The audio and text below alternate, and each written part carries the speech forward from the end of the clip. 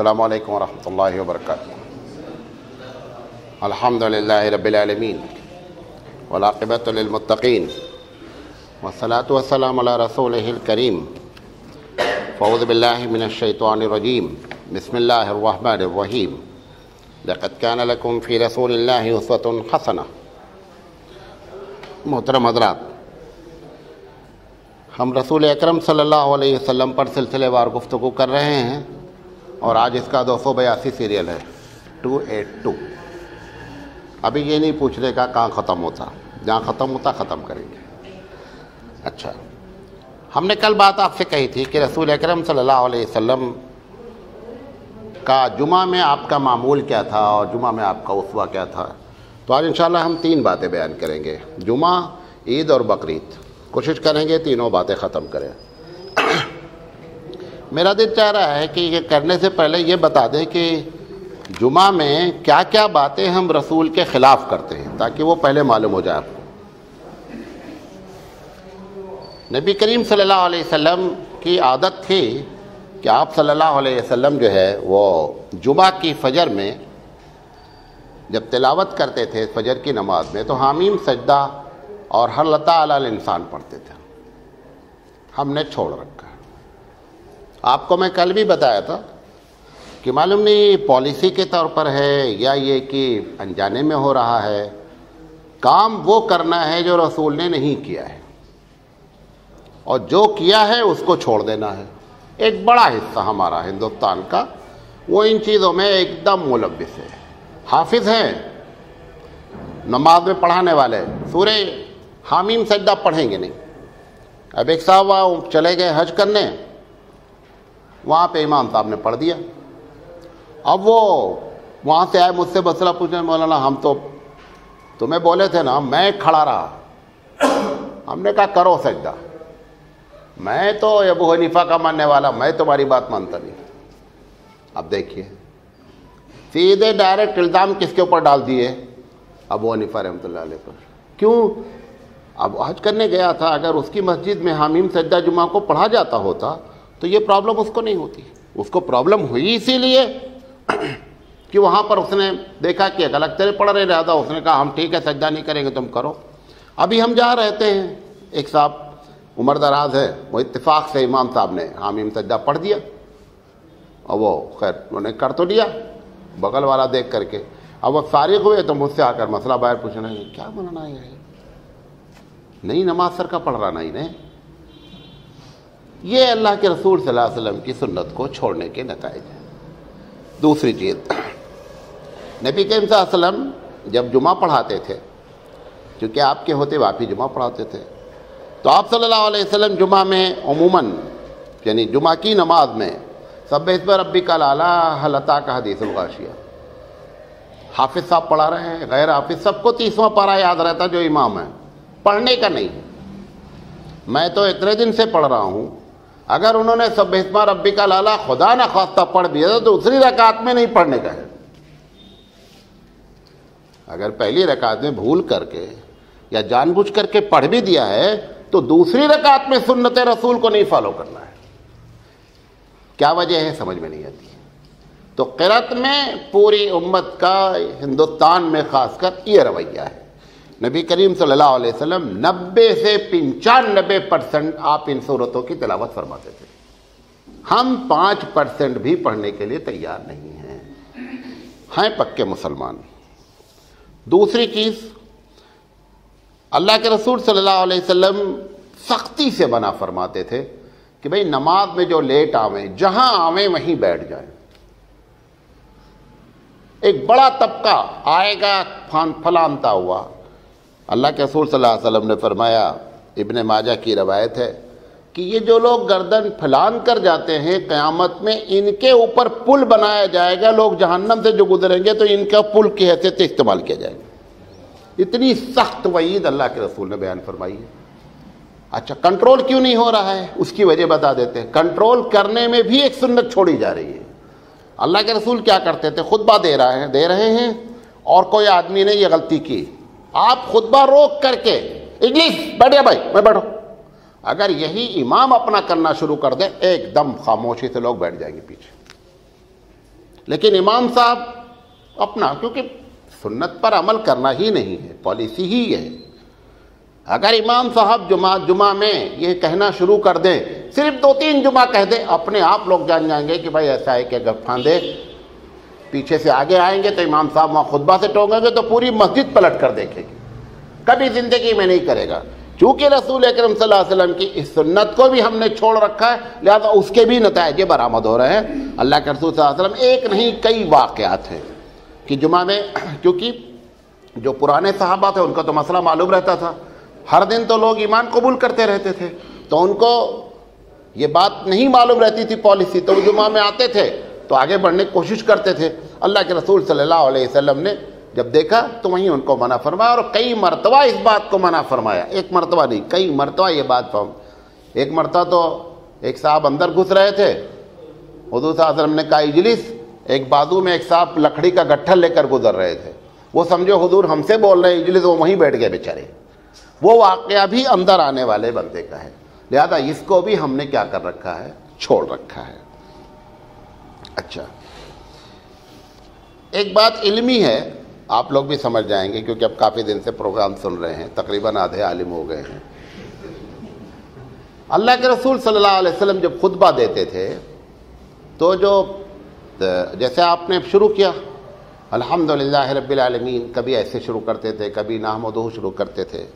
جب گواہی کے الفاظ کہتے تھے کہ میں گواہی دیتا ہوں کہ اللہ اکیلا ہے، اشہد ان لا الہ الا اللہ، پورے امام کہتے ہیں نشہد ان لا الہ، کسی صحیح حدیث میں ثابت نہیں سمجھے میری بات. جب ہم کہتے ہیں نشہد، ہم گواہی دیتے ہیں. اچھا بتاؤ میں ان کی طرف سے کیسے گواہی دے دوں گا کہ اللہ ایک ہے؟ بھئی گواہی کے آپ تنہا ذمہ دار ہیں، یہ کیسے ممکن ہے کہ ہم اپنی طرف سے گواہی تمہاری دیں؟ بھئی تم اپنی طرف سے گواہی دو، گواہی کا مطلب یہ ہوتا ہے، یہ تو عقیدے کا معاملہ ہوا نا. پتہ چلا ہم گواہی دے رہے ہیں اپنی طرف سے اور تم یہ سمجھتے ہو کہ داتا فلاں آدمی ہے تو تمہاری ہماری گواہی ٹکرا رہی ہے. ہم گواہی دے رہے ہیں اشہد ان لا الہ الا اللہ واشہد ان محمدا عبدہ ورسولہ، کہ میں گواہی دیتا ہوں کہ اللہ اکیلا ہے. آپ گواہی دے رہے کہ نہیں صاحب اس کے ساتھ بھی ہیں، تو ہم تمہاری طرف سے گواہی کہتے دے سکتے؟ ایک بڑے بڑے لوگ، ہم تو خیر طالب علم کی حیثیت سے بات کر رہے ہیں، بڑے بڑے علماء اس میں گرفتار ہیں، پتہ ہی نہیں ہے کہ یہ ہم غلطی کر رہے ہیں. یہ بھی جو ہے، کیونکہ میں نے آپ کو کیا بتایا، جو رسول نے کیا وہ نہیں کرنے کا، یہ ساری چیزیں وہ نوٹ کر رہا ہوں. کسی بھی اللہ کے رسول کی کے خطبے میں نشہدو کا لفظ استعمال نہیں ہوا ہے. جہاں استعمال ہوا اشہدو کا، میں گواہی دیتا ہوں.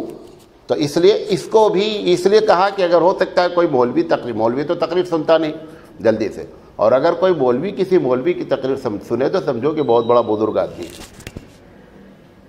وہ بیٹھتا نہیں، وہ نہیں بیٹھتا.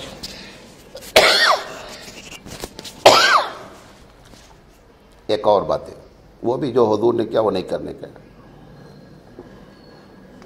اللہ کے رسول صلی اللہ علیہ وسلم جب خطبہ دیتے تھے تو نماز کو لمبی کرتے تھے، خطبہ کو چھوٹا کرتے تھے. ہم کیا کرتے ہیں؟ الٹا، کیونکہ الٹا کرنے کی پالیسی ہے بھائی ہماری. ہم خطبہ لمبا کریں گے، نماز کو چھوٹی کریں گے. امام مالک رحمۃ اللہ علیہ نے تو موطا مالک میں روایت نقل کی ہے. اللہ کے رسول صلی اللہ علیہ وسلم فرماتے ہیں کہ قیامت کی علامتوں میں سے ایک علامت ہے کہ خطبہ لوگ لمبا پڑھیں گے، نماز چھوٹی کریں گے. یہ اس علامت میں سے ایک علامت ہے. اور آج ہمارے ائمہ اس بات کو باقاعدہ اس علامت کے شکار ہو رہے ہیں. بہت کم مسجد ہے کہ خطبہ چھوٹا ہو اور نماز کیا ہے، لمبی ہو. ایسا ہوتا نہیں ہے. خطبہ لمبا ہوتا ہے، نماز چھوٹی ہوتی ہے.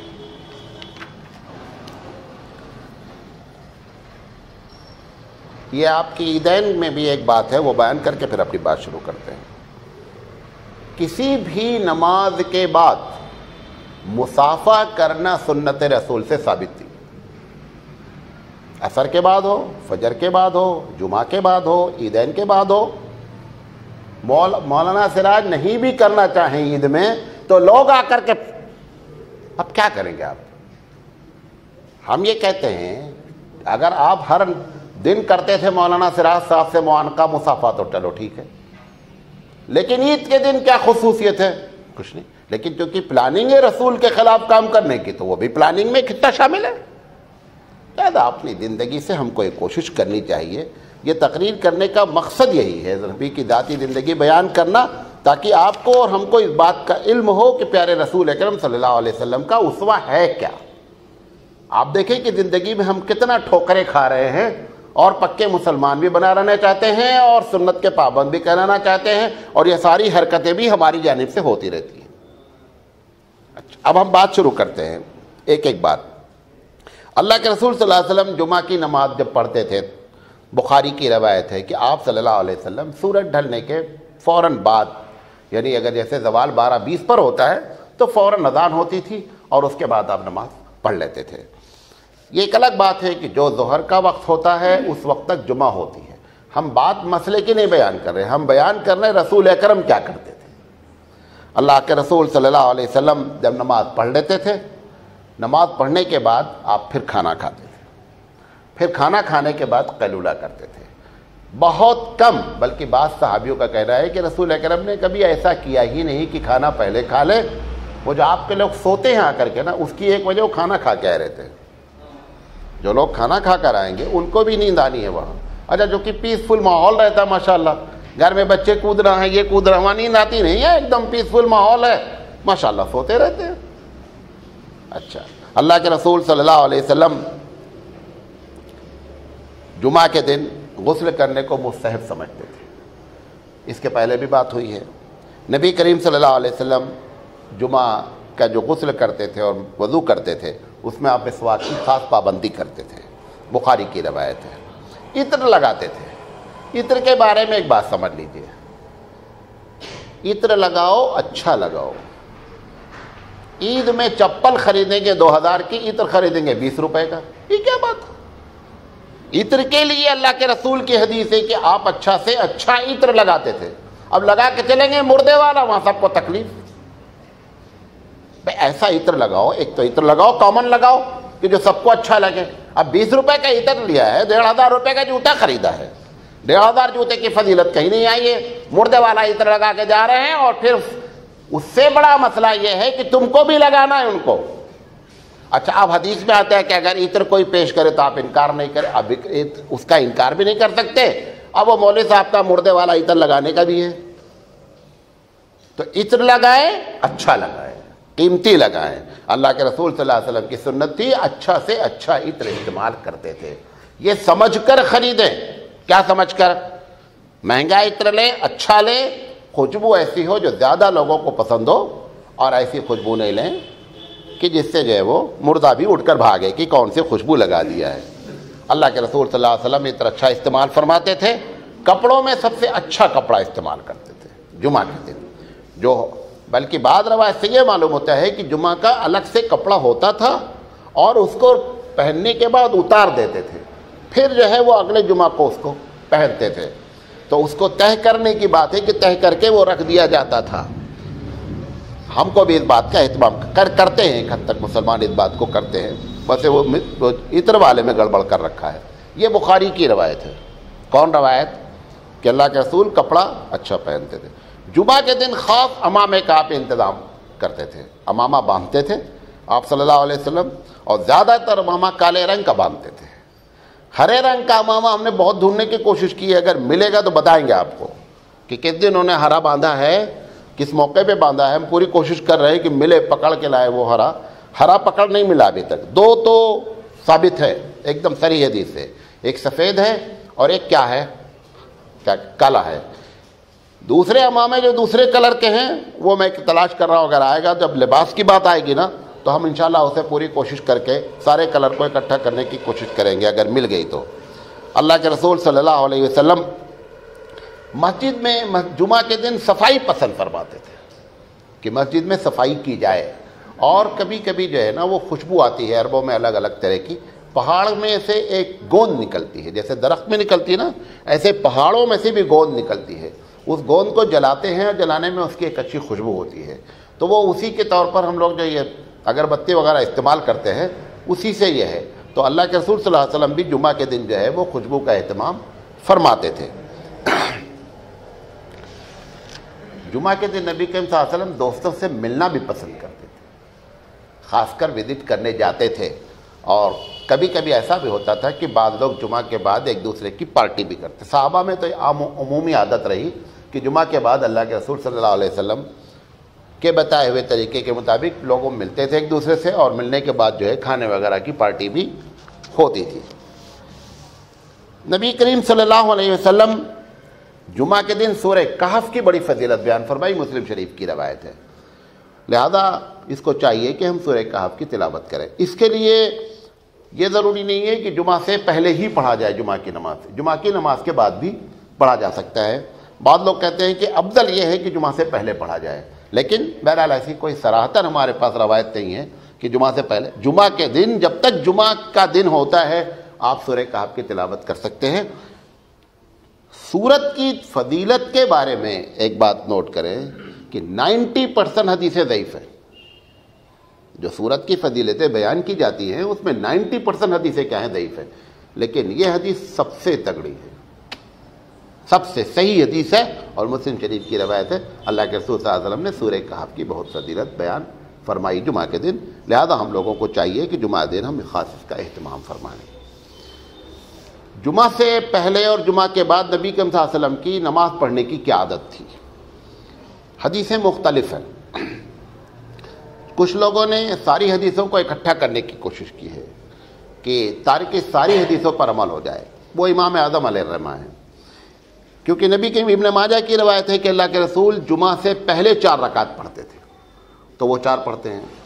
ایک روایت میں ہے کہ جمعہ کے بعد بھی 4 رکعت پڑھتے تھے، زاد المعاد نے اس کا ذکر کیا، ابن قیم رحمۃ اللہ علیہ نے۔ نبی کریم صلی اللہ علیہ وسلم کے بارے میں 6 رکعت کا بھی ذکر ہے، تو وہ 6 اور وہ 4، تو ان کا کہنا ہے کہ اگر امام اعظم کا کہنا ہے کہ اگر زیادہ پکڑی جائے گی تو کم اپنے آپ شامل ہو جائے گی، لاجک ہے، اگر کم پکڑیں گے تو زیادہ والی چھوٹ جائے گی، تو لہذا انہوں نے یہ پالیسی اختیار کی جو زیادہ رکعت کی حدیثیں ہیں ان کو سنت مان لیا جائے تاکہ ساری حدیثیں اس کے ضمن میں آ جائے، تو یہ ایک بہترین پالیسی ہے، تو اس کی وجہ سے وہ 4 رکعت اور 6 رکعت پڑھتے ہیں۔ نبی کریم صلی اللہ علیہ وسلم کبھی ایسا بھی ہوا ہے کہ 2 ہی رکعت آپ نے پڑھ لی، وجہ کیا تھی؟ کبھی ایسی مصروفیت ہو سکتا ہے کہ رہی ہو جس کی وجہ سے 2 پڑھ لی۔ حضرت عبداللہ بن عمر کے صاحبزادے فرماتے ہیں کہ نہیں، جب یہ کیا کرتے تھے، عبداللہ بن عمر کا نام اس لیے لے رہا ہوں کہ 2 صحابی کے بارے میں یہ بات مشہور ہے کہ سب سے زیادہ نبی کی باتوں کو اپنی زندگی میں لازم کرنے والے ہیں، وہ ایک عبداللہ بن مسعود رضی اللہ تعالیٰ عنہ ہیں اور ایک جو ہے عبداللہ بن عمر رضی اللہ تعالیٰ عنہ ہیں۔ عبداللہ بن عمر رضی اللہ تعالیٰ عنہ جمعہ کے بعد اگر مسجد میں پڑھتے تھے تو 4 پڑھتے تھے، اور اگر گھر چلے جاتے تھے تو 2 پڑھتے تھے۔ تو ان سے پوچھا گیا کہ بھئی یہ کیا چکر ہے، مسجد میں 4 پڑھتے ہو وہاں جا کے 2 پڑھتے ہو؟ یا بعض لوگوں کا کہنا ہے کہ علماء نے اس کی تعویل کی کہ 4 وہاں پڑھتے تھے کہاں مسجد میں، لیکن اگر گھر چلے جاتے تھے 2 ہی رکعت پڑھتے تھے۔ اس کی بات یہ ہے مسجد میں لوگ دیکھتے ہیں تو ہو سکتا ہے کہ اس میں کچھ ریاکاری ہو جائے تو 4 رہے گی تو کور ہو جائے گی، گھر میں جو پڑھی جائے گی وہ ٹوٹل خلوص ہے، لہذا اگر 2 بھی ہوگی تو 4 کے قائم مقام ہو جائے گی۔ لوگوں نے اس کی یہ تعویل بیان فرمائی علماء، اور اس میں دم ہے بات میں۔ یہ عبداللہ بن عمر کے بارے میں جو بات کی میں نے، یہ اللہ کے رسول صلی اللہ علیہ وسلم کی سنت پر اس طرح عامل تھے کہ ایک مرتبہ حج پر گئے تو اللہ کے رسول صلی اللہ علیہ وسلم کے ساتھ بھی گئے تھے اور آپ کی وفات بھی کے بعد بھی حج کرنے گئے۔ تو نبی کریم صلی اللہ علیہ وسلم جب حج کرنے گئے تھے تو ایک جگہ آپ کو قضاء حاجت ہوئی تھی، آپ نے بیٹھ کر پیشاب کیا تھا، تو جب یہ جانے لگے تو ان کو وہ جگہ پر جا کر بیٹھ کر پیشاب کیا انہوں نے۔ صحابہ نے پوچھا یہ کیا؟ کہا نہیں، اللہ کہا مجھے پیشاب آ نہیں رہا ہے، لیکن اللہ کے رسول کے ساتھ جب حج کیا تھا تو یہاں بیٹھ کر پیشاب کیا تھا حضور صلی اللہ علیہ وسلم نے، ان کے عمل کی مطابقت میں نے بھی یہ کام کیا ہے۔ تو یہ بتانا چاہتا ہوں کہ عبداللہ بن عمر رضی اللہ تعالیٰ عنہ اس طریقے مزاج کے تھے کہ وہ حدیث کو ہر حال میں اپنی زندگی میں لاگو کرنا چاہتے تھے۔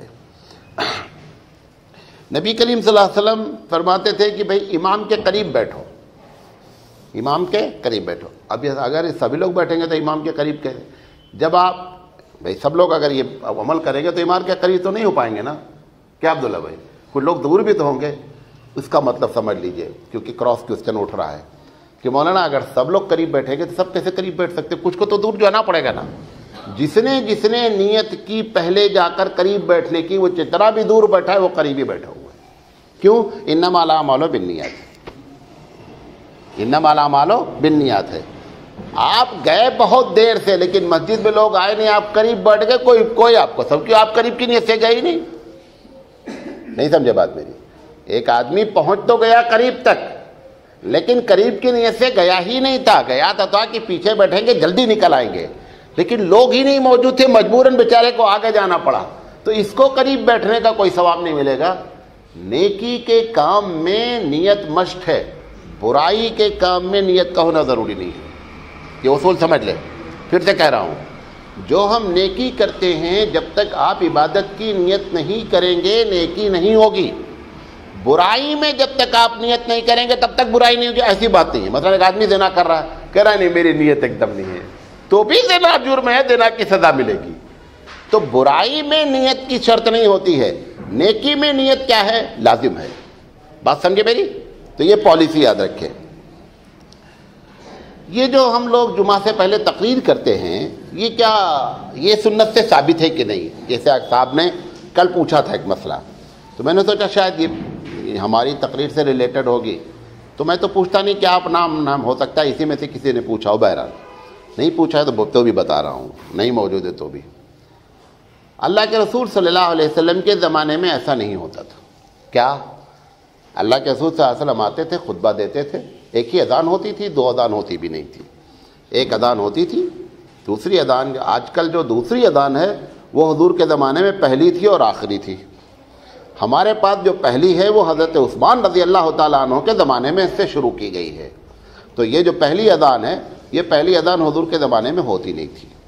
اچھا، اللہ کے رسول صلی اللہ علیہ وسلم کے سامنے جو لوگ مخاطب تھے سارے عرب تھے، اور سارے لوگ اللہ کے رسول کی ڈائریکٹ بات سنتے تھے، لہذا جو باتیں ممبر سے پہلے کہنا ہوتا تھا وہ ممبر پر ہی کہہ دیا جاتا تھا، تقریر جو ہوتی تھی وہ ممبر پر ہی کر دی جاتی تھی۔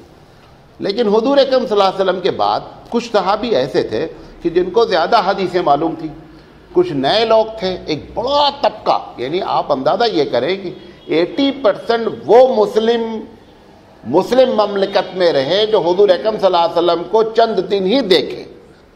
نہیں سمجھے میری بات؟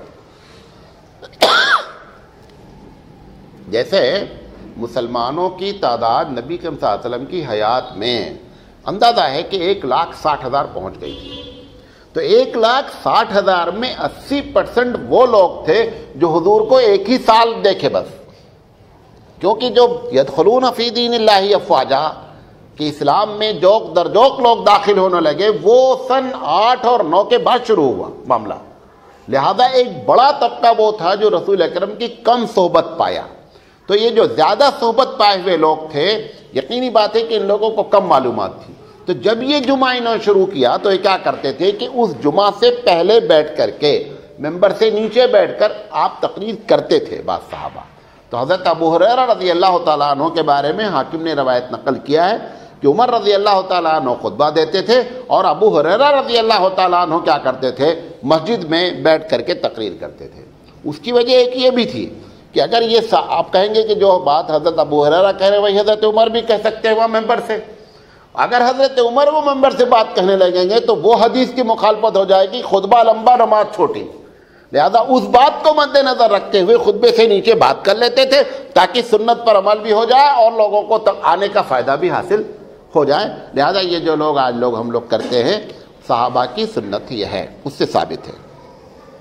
نبی کریم صلی اللہ علیہ وسلم خطبہ میں جب دعا پڑھتے تھے تو آپ اپنے ہاتھوں کو نہیں اٹھاتے تھے۔ یہ پورے خلیج میں ایک بدعت رائج ہو گئی ہے، یہ جتنے عرب ممالک ہیں ایک بڑی تعداد 99% اس بدعت میں ملوث ہے۔ میں تقریباً 100 علماء سے پوچھا ہوں آگے کہ جو آپ لوگ خطبہ میں دعا کرتے ہیں، دعا ہمارے امام صاحب بھی کرتے ہیں، لیکن چونکہ آپ عربی نہیں جانتے لہذا آپ کو پتہ ہی نہیں چلتا دعا کب ہوئی، اس میں دعا ہوتی ہے، وہ بھی دعا کرتے ہیں، یہ برکت ہے آپ لوگوں کی۔ تو وہ جو وہاں پہ جب دعا کرتے ہیں وہ سنتا رہتا نا عربی تو ہاتھ اٹھاتے، تو میں نے بہت سے اماموں سے پوچھا کہ اللہ کے رسول صلی اللہ علیہ وسلم خطبے میں ہاتھ اٹھا کر دعا کرتے تھے؟ کہا یہ معلوم نہیں ہے۔ ہم نے کہا، انہوں نے کہا دعا ہے۔ اب وہ لاجک دے رہے ہیں، دعا ہے، دعا میں ہاتھ اٹھانا چاہیے. تو ہم نے کہا جب نماز میں ربنا آتنا فی الدنیا حسنۃ آیت آ جاتی تو دعا اٹھاتے. ہاں تمہیں پھنسا دیے نا. تو کیا ہے کہ اللہ کے رسول صلی اللہ علیہ وسلم کی عادت مبارکہ یہ تھی کہ آپ جب جمعہ کی نماز پڑھتے تھے، جمعہ کا خطبہ جب آپ دیتے تھے، تو اگر دعا بھی کرتے تھے یا کسی کی بد دعا بھی کی گئی کسی قوم کے لیے تو کبھی ہاتھ اٹھایا نہیں گیا. نمبر 1. نمبر 2، آمین بھی نہیں بولا گیا. کیونکہ جس طرح سے آپ ربنا آتنا فی الدنیا نماز میں پڑھتے تو پیچھے آمین بولتے نہیں بولتے. ایسے ہی خطبہ چونکہ نماز کا ایک جز مانا جاتا ہے، لہذا اس بنیاد پر اس میں نہ آمین بولا جاتا ہے اور نہ کیا ہے، ہاتھ اٹھایا جاتا ہے. امام ابو حنیفہ رحمۃ اللہ علیہ جو وتر میں بھی ہاتھ نہیں اٹھاتے، اس کی بھی دلیل یہی ہے. جب دعائے قنوت پڑھتے ہیں تو کچھ لوگ کیا کرتے ہیں، ہاتھ اٹھاتے. امام شافعی علیہ الرحمہ کہ لوگ کیا کرتے ہیں، دعائے قنوت جب پڑھتے ہیں تو ہاتھ اٹھاتے ہیں وتر میں. امام اعظم علیہ الرحمہ کے ماننے والے ہاتھ نہیں اٹھاتے، ہاتھ باندھے رہتے ہیں. تو امام شافعی رحمۃ اللہ علیہ سے جب پوچھا گیا یا ان کے ماننے والوں سے، تو انہوں نے کہا بھئی دعا ہے، دعا میں ہاتھ اٹھانا چاہیے. تو لاجک ہے. امام اعظم رحمۃ اللہ علیہ لاجک کے باپ ہے، لاجک وہاں سے پیدا ہوتی ہے. امام اعظم علیہ الرحمہ اگر کسی بات کو تل جائیں ثابت کرنے کے لیے تو لاجک جنم لیتی ہے امام حنیفہ رحمۃ اللہ علیہ سے. امام حنیفہ رحمۃ اللہ علیہ نے کہا کہ ایک دم صحیح ہے کہ دعا کا تقاضا ہے کہ ہاتھ اٹھایا جائے، لیکن ہم رسول اکرم صلی اللہ علیہ وسلم نے جب اتحیات پڑھنے کے بعد دعا پڑھی نماز میں تو کبھی ہاتھ نہیں اٹھایا. تو پتہ یہ چلا کہ جب نماز میں دعا پڑھی جائے گی تو ہاتھ نہیں اٹھایا جائے گا، نماز کے علاوہ پڑھی جائے گی تو نماز غیر نماز کے معاملے کو نماز کے معاملے میں قیاس نہیں کیا جا سکتا. سمجھے لاجک؟ نہیں سمجھا پایا؟ سمجھے نہیں سمجھے؟ چلو الحمدللہ. تو آپ صلی اللہ علیہ وسلم کی عادت تھی کہ آپ ہاتھ نہیں اٹھاتے تھے اور آمین میں نہیں بولتے تھے. ایک مرتبہ ایک صحابی نے ہاتھ اٹھا لیا، نئے نئے مسلمان ہوئے ہوں گے تو انہوں نے اٹھا لیا.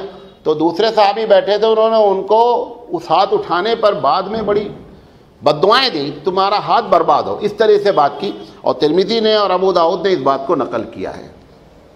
نبی کریم صلی اللہ علیہ وسلم ممبر پر بیٹھ جاتے تھے تو بیٹھنے کے بعد پہلا کام سلام کرتے تھے. یہ بھی چھوڑ رکھا ہے پابندی سے. اللہ کے رسول صلی اللہ علیہ وسلم ممبر پر بیٹھنے کے بعد پہلا کام کیا کرتے تھے؟ عرب لوگ پابندی سے جیسے ممبر پر آئیں گے پہلے سلام کریں گے. ہمارے لوگ ممبر پر آئیں گے سلام نہیں کریں گے. کیوں؟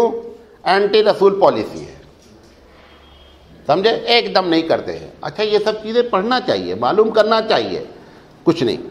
نبی کریم صلی اللہ علیہ وسلم خطبہ 2 دیتے تھے. مسلم شریف کی روایت ہے، بخاری شریف کی بھی روایت ہے، غالباً مسلم کی تو پکی روایت ہے کہ اللہ کے رسول صلی اللہ علیہ وسلم خطبے میں کھڑے ہوتے تھے، خطبہ دیتے تھے، پھر بیٹھ جاتے تھے، بیٹھنے کے بعد پھر کھڑے ہوتے تھے اور اس کے بعد خطبہ دیتے تھے. تو 2 خطبہ اس طریقے سے اللہ کے رسول صلی اللہ علیہ وسلم دیتے تھے. مسلم شریف کی صراحتاً روایت موجود ہے. خطبہ نبی کے صلی اللہ علیہ وسلم کھڑے ہو کر دیتے تھے، بیٹھ کر نہیں دیتے تھے. جب آپ بیمار بھی ہوئے ہیں اس وقت بھی، کیونکہ یا تو آپ گئے ہی نہیں، کیونکہ آپ تقریباً 17 نمازیں ایک روایت کے مطابق 13 نمازیں آپ صلی اللہ علیہ وسلم کی مسجد میں نہیں ادا ہوئی ہیں. نماز چھوٹی نہیں ہے، مسجد میں ادا نہیں ہوئی. ٹوٹل وہ 13 یا 17 ہے. اس درمیان میں جمعہ پڑا ہی نہیں، کیونکہ اگر آپ دوشنبہ کی وفات مانتے ہیں تو جمعہ، سنیچر، اتوار، دوشنبہ 13 نماز اس سے پہلے ہو جاتی، جمعہ آیا ہی نہیں بیمار ہونے کے بعد. سمجھ پائے میری بات جو کہنا چاہ رہا ہوں؟ جو دوشنبہ کے دن وفات کی بات ہے اس سے پہلے اگر آپ لیں گے، پیر لیں گے، اتوار لیں گے، سنیچر لیں گے اور جمعہ، تو جمعہ پڑھا چکے تھے، اس کے بعد بیمار ہوئے، لہذا بیٹھ کر کبھی جمعہ پڑھانے کا اللہ نے موقع ہی نہیں دیا. آپ ہمیشہ آپ جو ہے جمعہ کیا ہے، کھڑے ہو کر آپ صلی اللہ علیہ وسلم نے پڑھایا ہے. خطبہ دیتے وقت نبی کریم صلی اللہ علیہ وسلم جو ہے وہ اونچائی پر ہوتے تھے، اونچی جگہ پر ہوتے تھے، جس کو آپ ممبر کہتے ہیں. یہ ابو داؤد کی روایت ہے. نبی کریم صلی اللہ علیہ وسلم خطبہ میں طویل دعا نہیں مانگتے تھے. ویسے آپ کو بتا دیں نبی کریم صلی اللہ علیہ وسلم کی عادت لمبی دعا پبلک میں مانگنے کی تھی ہی نہیں، بلکہ ایک روایت آپ کو نقل کیا تھا پرسوں، اللہ کے رسول نے فرمایا تھا کہ ایک قوم ایسی آئے گی جو لمبی لمبی دعائیں مانگے گی. تو لمبی دعا مانگنا اللہ کے رسول صلی اللہ علیہ وسلم کی عادت نہیں ہے، نہ لمبی تقریر کرنا اللہ کے رسول کی عادت ہے. آپ کی سب سے لمبی تقریر حجۃ الوداع ہے، جو زیادہ سے زیادہ 12 سے 13 منٹ کی ہے، لمبی سے لمبی تقریر. 2 وجہ اس کی. پہلی وجہ یہ ہے جیسے ہی مقرر کی بات کو سننے پر بندے کے دماغ میں یہ آ جائے یہ کب بند کرتا، بس سمجھ جاؤ وہیں سے مقرر فیل۔ اللہ کے رسول صلی اللہ علیہ وسلم اپنی ذات سے کسی کو تکلیف پہنچانا چاہتے ہی نہیں تھے، یہ آپ کی بنیادی پالیسی تھی۔ حالانکہ لوگ تمنا کرتے تھے کہ رسول اکرم اور بولے، اچھا لگتا تھا، کیوں؟ ایک تو بولنے کا انداز پیارا تھا، پھر جو بولتے تھے وہ باتیں پیاری ہوتی تھی، پھر بیٹھے ہوئے لوگ معتقدین ہوتے تھے، کوئی دشمن نہیں ہوتے تھے۔ اس کے باوجود نبی کریم صلی اللہ علیہ وسلم کو یہ بات گوارا نہیں تھی کہ میری ذات سے کسی کو تکلیف پہنچے۔ وہ نبی جو نماز کو بڑی محبت سے پڑھنا چاہتا ہے، کہتا کیا ہے کہ میں رکوع لمبا کرنا چاہتا ہوں، قیام لمبا کرنا چاہتا ہوں، اچانک مجھے بچوں کے رونے کی آواز آ جاتی ہے، لہذا میں اس کو کیا کر دیتا ہوں، کم کر دیتا ہوں، کیونکہ ان کو تکلیف پہنچ جائے گی ماؤں کی، اور ان کا دل نماز میں لگنے کے بجائے بچوں کے رونے میں چلا جائے گا۔ تو نبی کریم صلی اللہ علیہ وسلم کی اس طرح کی عادت تھی، آپ خطبے میں دو عالم بھی نہیں فرماتے تھے۔ نبی کریم صلی اللہ علیہ وسلم خود اذان کا جواب دیتے تھے، جبکہ مسجد میں بیٹھے لوگوں کے لیے اذان کا جواب نہیں کیا۔ نہیں سمجھے میری بات؟ جب وہ کھڑا ہو کر کے وہ مؤذن اذان دیتا ہے نا، تب وہ خطبہ شروع ہوتا ہے، تو جب وہ اس وقت اذان دیتا ہے تو ممبر پر کون بیٹھا ہوا ہے؟ امام بیٹھا ہوا ہے۔ نبی کریم صلی اللہ علیہ وسلم کی عادت مبارکہ تھی کہ آپ جواب دیتے تھے، لیکن پبلک کے بارے میں یہ تھا کہ جب امام اذا خرج الامام، جب امام مصلی سے مسجد سے اس کی ممبر کی طرف نکلا تو اب آپ آواز اپنی بند کر دیں، کوئی بات نہیں ہوگی، کوئی تسبیح نہیں ہوگی۔ لہذا پبلک اذان کا جواب نہیں دے گی، لیکن امام کو اذان کا جواب دینا چاہیے۔ لیکن امام صاحب کو تم نے سستا امام رکھا، اسے مسئلہ ہی نہیں معلوم ہے۔ جب تنخواہ کم دو گے، جیسا تمہارا دال بات ویسا اس کا فاتحہ، خود لیں گے 50,000 اور اسٹرائک کریں گے کہ تنخواہ بڑھاؤ۔ وہی لوگ ممبر ہیں، وہی لوگ اس کے ممبر ہیں، کس کے؟ مسجد کے۔ وہاں جب بات ہوگی نہیں یہ 10,000 امام کی تنخواہ بہت ہوتی ہے اور تمہیں 50,000 پہ اسٹرائک کر رہے ہیں، وہ 10,000 جو پڑھ رہا وہ 10,000 کے لحاظ سے پڑھا بھی رہا ہے۔ ایک امام صاحب نے بغیر وضو کے نماز پڑھا دی، نام نہیں لیں گے، ہم نے کہا کہ سراج بھائی بہت پیچھے پڑے تھے، بغیر وضو کے پڑھا دیا بدماشوں کو۔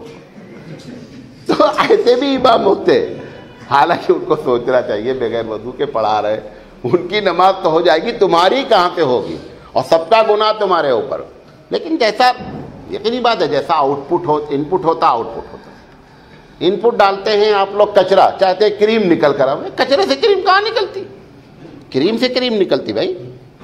تو یہ سارے لوگ اس میں ذمہ دار ہیں، ممبران، وہ مسجد کے ذمہ دار، تنخواہیں نہیں بڑھاتے، وہ بھی تعویذ کرتا، آپ لوگ لڑاتا، ایسی باتیں بولتا، یہ سب وہ بولتا رہتا ہے امام۔ کیوں؟ پیٹ کے بغیر کچھ نہیں چلتا۔ ایک صاحب نے اللہ کے رسول صلی اللہ علیہ وسلم سے کہا، اللہ رسول ایک آدمی بہت بزرگ ہے۔ اب حضور کے سامنے کسی کی بزرگی بیان کیا تو حضور نے پوچھا کتنا بزرگ؟ کہا مصلی چھوڑتا ہی نہیں، 24 گھنٹے مصلی بیٹھا رہتا۔ اللہ کے رسول نے ایک فطری سوال کیا، کھاتا کیا بھاؤ؟ وہ تو کھائے پیٹ تو نہیں رکے گا نا، سبحان اللہ زبان بولتی، پیٹ تو جتنا سبحان اللہ بولتے خالی ہوتا رہتا نا۔ تو اللہ کے رسول نے پوچھا کھاتا کیا ہے؟ کہ اللہ کے رسول اس کا ایک بڑا بھائی ہے، وہ اس کو لا کر کے دیتا ہے، ماشاءاللہ خوب کھاتا ہے۔ کیا اخوہ افضل منہ، وہ اس کا بھائی جو لا کے دیتا ہے مصلی والے سے افضل ہے۔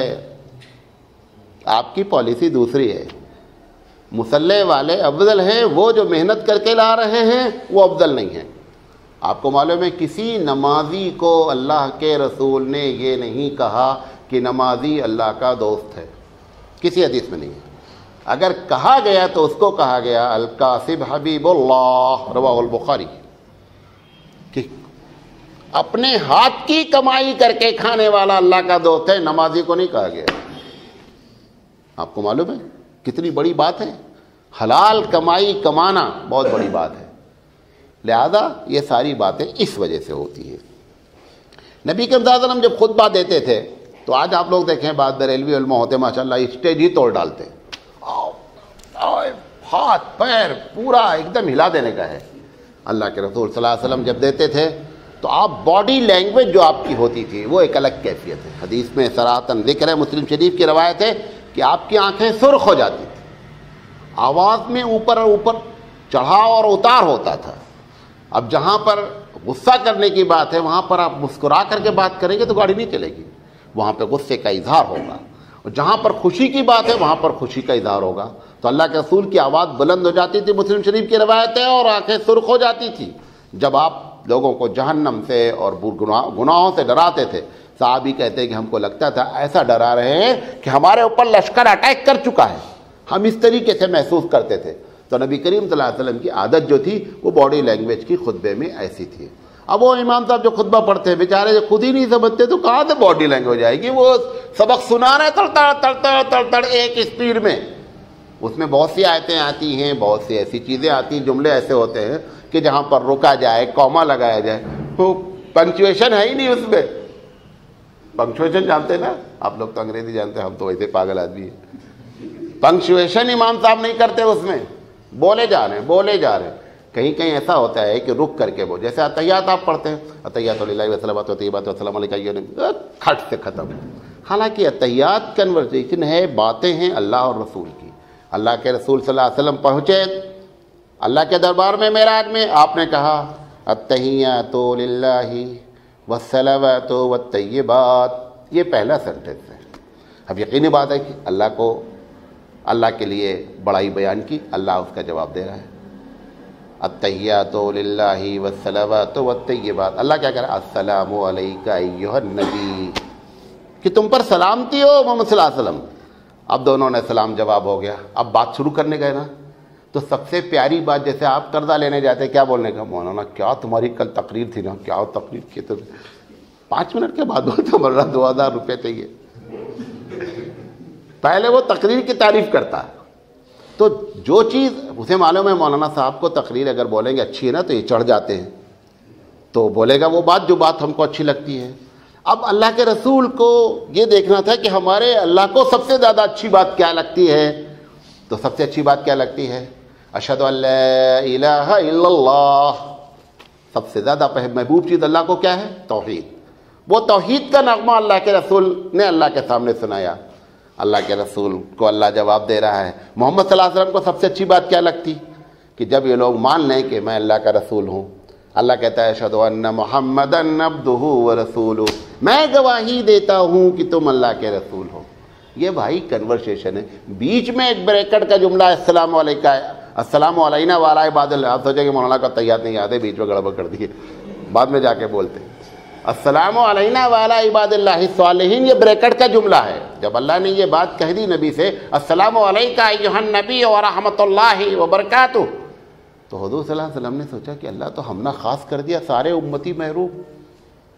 تو وہ بریکٹ میں نبی کریم صلی اللہ علیہ وسلم نے یہ بات کہی السلام علینا وعلی عباد اللہ الصالحین، اللہ کی سلامتی ہمارے اوپر بھی ہونا، ہمارے نیک بندوں پر بھی ہونا۔ وہاں بھی امت کو نہیں بھولے، تمہیں روز ان کو بھولتے، وہ اس جگہ پر بھی امت کو نہیں بولے جہاں لوگ بھول جاتے، اس مقام پر بھی اللہ کے رسول صلی اللہ علیہ وسلم نے ہم کو کیا ہے یاد رکھا، رحمت للعالمین ہے۔ ایسے ٹائٹل نہیں دے دیا گیا ہے، ٹائٹل دینے والا اب آپ کے ساتھ کوئی ہو، کم علم ہے تو آپ تھوڑا بھی کوئی اچھا بولے گا، ہاں بہت بڑا مولانا ہے۔